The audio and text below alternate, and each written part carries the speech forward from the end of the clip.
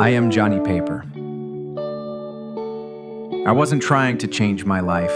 I just wanted to feel like myself again. But when everything I touched started falling apart, friendships, music, love, I began to wonder if maybe it was me who was out of tune.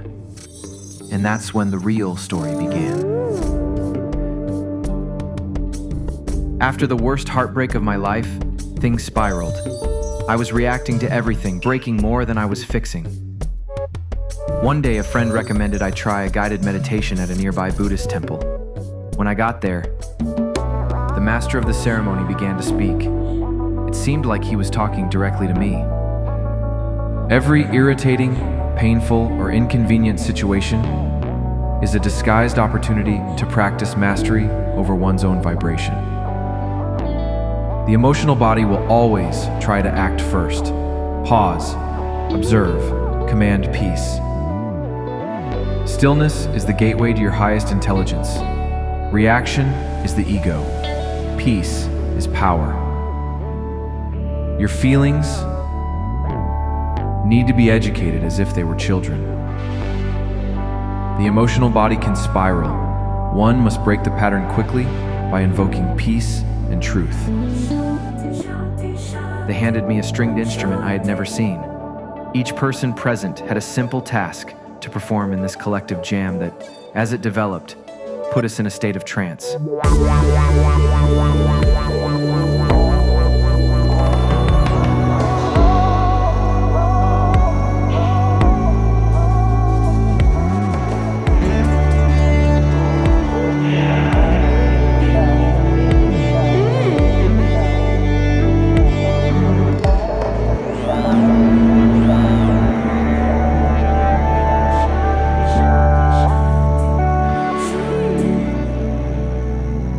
Rain poured as I left the temple.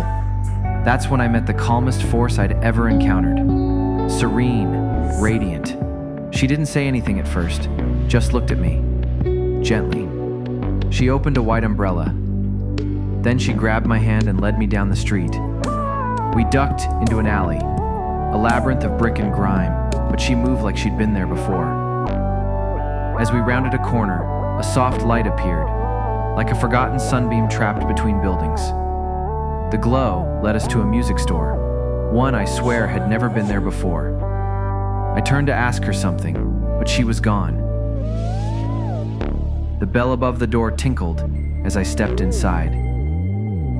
Everything inside hummed, alive, and behind the counter sat the most enchanting sight, an old man with eyes like distant stars. He smiled. "Hello, son," he said. His voice was a melody in itself. I said, "I think that woman brought me here." He nodded, eyes kind. "Ah, yes, so she did." Then he pointed toward the corner, a drum kit, covered in a cloth. Together we lifted it. It was etched with symbols that glowed faintly. I reached out, my hand shook. The moment I touched it, I had visions of my childhood. "This drum doesn't just keep time," the old man said. "Its rhythm reveals it." I asked how much I owed him. He smiled.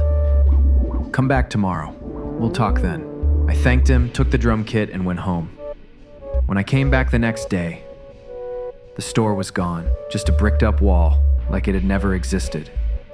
As I walked away, the rain began again, drumming a steady beat on the pavement. I was enjoying the pace of this rain so much it inspired me to climb up a mountain I know nearby. There, I saw a tree. Something about it reminded me of my childhood. I sat down beneath it, closed my eyes, and without meaning to, I slept. In my dream, I am in this cave of sound and light, its walls pulsing with vibrant colors, and inside it sat the most radiant master, his eyes twinkling with celestial wisdom. Seemed like the same man from the store. His form flickered like a candle flame in the wind, yet his voice resonated with ancient power. "You are not just what the world made you. You are what you choose to awaken." This drum, it's the first key. Learn to feel, not just play.